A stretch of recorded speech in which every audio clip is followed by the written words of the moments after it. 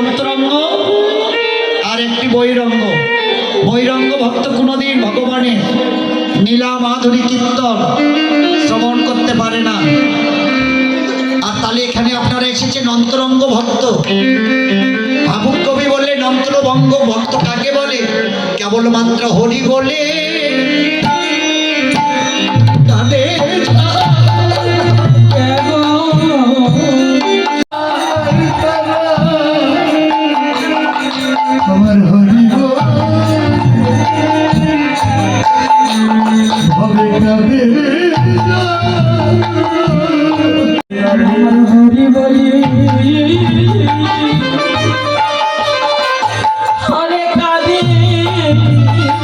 যাদের হরি বলে ওরে হরি বলে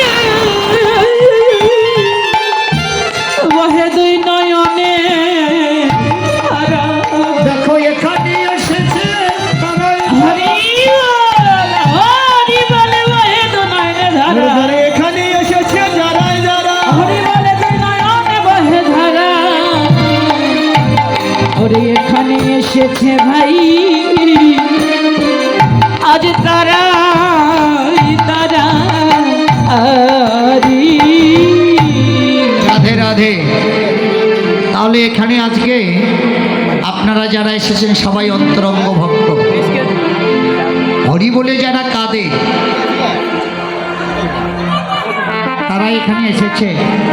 আর যারা এখনো হরি বলে কাঁদতে পারছেন না, চৈতন্য চরিতামৃতে শ্লোকে স্পষ্ট লেখা আছে যে হরিনাম শ্রবণে হরিনাম বলিতে যদি এ নয়নে না হয় অশ্রুপাত, জানিবে দেহে আছে শত অপরাধ। রাধে রাধে। অপরাধ আছে বলে নয়নে নয়নে অশ্রুধারা প্রবাহিত হচ্ছে না। তাহলে অপরাধ থেকে কি কোনো মুক্তি লাভের আশা নেই? নিশ্চয় আশা আছে, অপরাধ থেকে মুক্তি পাওয়া যাবে। কি করতে হবে? দেহের মান অভিমান ভুলে গিয়ে সাধুর চরণ ধুলি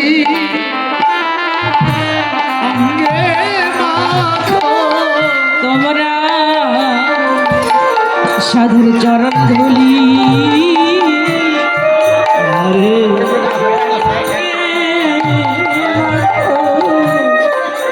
তোমরা চরণ ধুলি সাধুর চরণ ধুলি হরি অঙ্গে তোমাদের কৃষ্ণ বলে অন্তরে সাধ যা আমাদের হবে তোমরা মাখো মাখো সাধু ওরে শরণে অন্তরে কৃষ্ণ বলে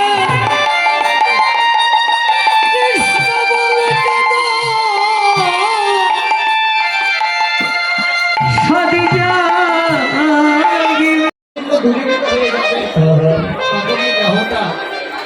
কৃষ্ণ মুখে কৃষ্ণ নাম শ্রবণে নয়নে জল আসে। এই দেহে কোনো আত্ম অহংকার আর থাকবে না। রাধে রাধে। কিন্তু হয়তো ভাবতে পারে এসব এখন দেবেন না কিছু মনে না, এগুলো কীর্তনের শেষে দিতে হবে। আসলে আপনাদের এক এক এলাকার এক এক নিয়ম। হ্যাঁ তাই না? এই যে গতকাল সিলেট থেকে প্রোগ্রাম করে আসলাম, ওই এলাকার আগের এক নিয়ম। বস্তু তাকে তাহলে ভগবানকে লাভ করা যায়। রাধে রাধে। দুইটি বস্তু কি কি? একটা হচ্ছে বিশ্বাস আর একটা হচ্ছে ভক্তি। এই বিশ্বাস আর যদি ভক্তি কারো মধ্যে থাকে তাহলে সেই সর্বপ্রথম ভগবানকে লাভ করতে পারবে। হরি নামে বিশ্বাস ছিল সবচেয়ে বেশি কার? ভক্ত প্রহ্লাদের। ভক্ত প্রহ্লাদের পিতা ছিল হিরণ্যকশিপু। প্রহ্লাদের অপরাধ সে ভগবান কৃষ্ণ নাম বলে তাই তার অপরাধ। কত প্রহার করেছিল, কত আঘাত করেছিল, তবুও প্রহ্লাদের প্রাণে যায়নি। রাধে রাধে। এই বিশ্বাস আর ভক্তি আপনাদের আছে বলেই তুমি এসেছে। আচ্ছা বলুন তো, যারা একবার কৃষ্ণ বলে কেঁদেছেন, কৃষ্ণ বলে কাঁদার যে কি স্বাদ, যারা কাঁদে তারা উপলব্ধি করতে পারে, যারা কাঁদে না তারা উপলব্ধি করতে পারে না। সচিমাতা গৌরাঙ্গ মহাপ্রভুর মায়ের নাম দিয়েছিলেন সচিমাতা। সচিমাতা একদিন নিমাইকে বলেছিল, নিমাই তুই সন্ন্যাসে চলে যা রে।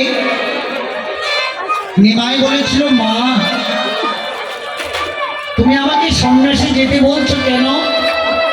তুমি না আমার মা।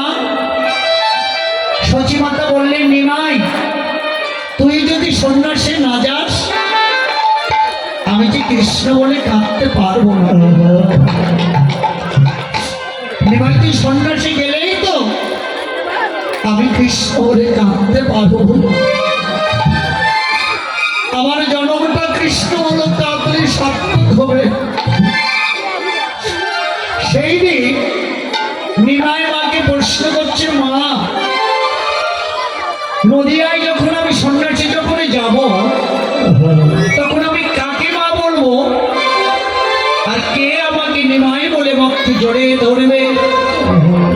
সচিমাতা বলল, কেন রে নিমাই, নদিয়ায় গিয়ে যদি তুই মধুমাতা কৃষ্ণ নাম মিলাই দিবি, কোনো একজন কৃষ্ণ ভক্ত মাকে মা বলে ভক্তি জড়াই ধরে তোর মা বলার সাথে সে দিবি।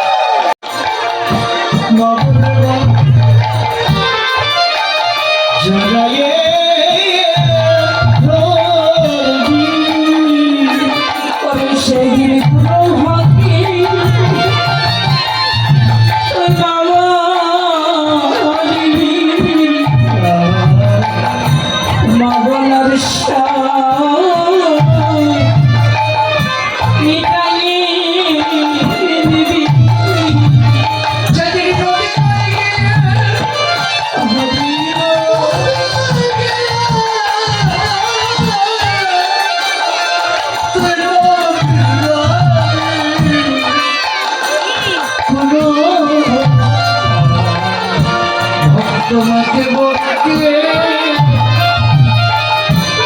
জড়ায়ে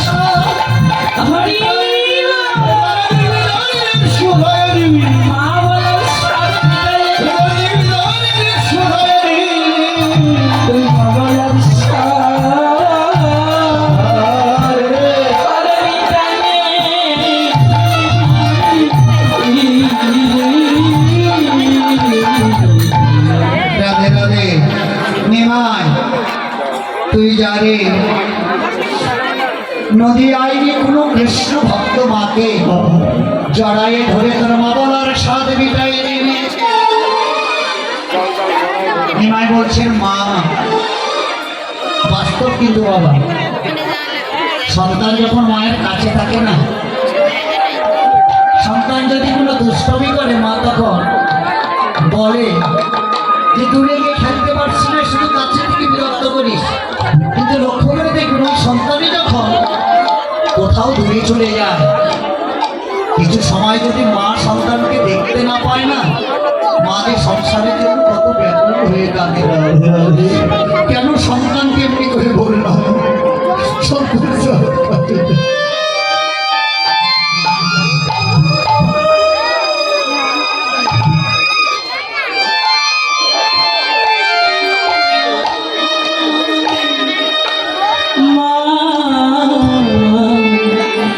মা আগো ওগো জননী আমার মায়েদের উপস্থিত ভক্তবৃন্দ, এই কীর্তন আসরে আমার অনেক শ্রদ্ধাভাজন জ্যাঠাবাবু এবং অনেক কৃষ্ণ ভক্ত আমাকে অর্থ দান করেছে। জানি না কি আশা উদ্দীপনা নিয়ে দান করেছেন, যে আশা উদ্দীপনা নিয়ে দান করুক না কেন, ভগবান যেন তাদের আশাগুলো পূর্ণ করে। এবং এখানে বসে যারা হরিনাম শ্রবণ করছে, আমি আমার গৌর হরির চরণে কৃতজ্ঞতা নিবেদন করে বলবো, প্রভু যারা তোমার মধুমাতা কৃষ্ণ নাম স্মরণ করছে, সবার অন্তরে তুমি কৃষ্ণ ভক্তি বিদায় ওম শ্রীরাম।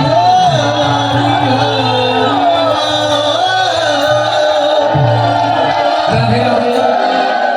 আপনারা কীর্তন শুনছেন দেখে খুব ভালো লাগছে। তবে একটি কথা বলি, আমি প্রতিটি আসরেই কথাটা বলার চেষ্টা করি যে ভগবানকে কীর্তন শুনতে এসেছেন, সেজে এসেছেন, বিভিন্ন জন বিভিন্নভাবে সেজে এসেছেন। তা আরেকটু ভালোভাবে সেজে আসবে, যে সাজায় কর্ম আনন্দ আছে।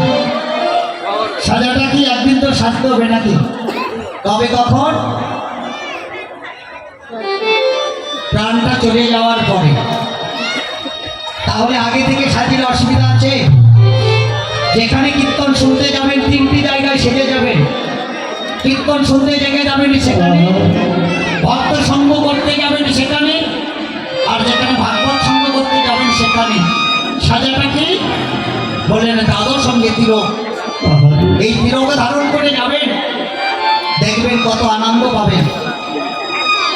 সাজতে তো হবেই, তাহলে আগে থেকে সাজলে অসুবিধা কোথায়? দেখো, আপনার বাসায় গাউছিয়ায় আপনি অনেক অর্থ সম্পদের মালিক, অত্র এলাকার মানুষ আপনাকে সম্মান করে, সম্মান জানায়। কিন্তু এখান থেকে যখন আপনি আমাদের নওগাঁতে যাবেন, আপনাকে কেউ কিন্তু চেনবে না রাধে রাধে। যে আপনি গাউছিয়ার একজন বিশাল অর্থ সম্পদের মালিক। নওগাঁর মানুষ আপনাকে তখনই সম্মান জানাবে যদি আপনার দাদার সঙ্গে তিলক থাকে। নওগাঁর আবাল বিদ্যা থেকে যুবতী নারী যে দেখবে, সেই আপনাকে জয় নিতাই, জয় গৌর বলে কাছে ডেকে নেবে। এটা বাস্তব। এই যে দেখো, গতকাল আমরা যখন সিলেট থেকে আসি, এই জায়গায় আমরা একটা গাড়িতে উঠেছিলাম, গাড়িতে কোথাও ছিট নাই, কয়েকটা ছিট।